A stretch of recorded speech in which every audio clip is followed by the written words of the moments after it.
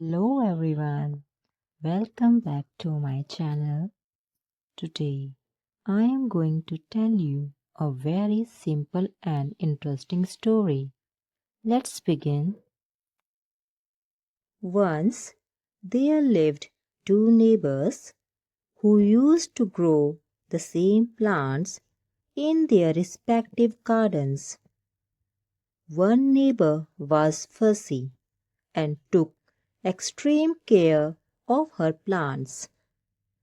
The other neighbor did what was required, but left the leaves of the plants alone to grow as they pleased. One evening there was a huge storm, accompanied by heavy rainfall. The storm destroyed many of the plants.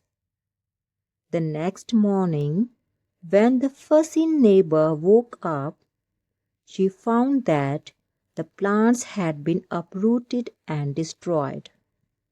However, when the more relaxed neighbor woke up, she found that her plants were still firmly rooted in the soil, having weathered the storm.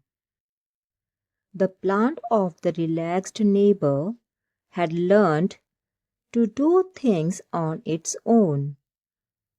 So it had done its bit of work, grown deep roots, and made a place for itself in the soil.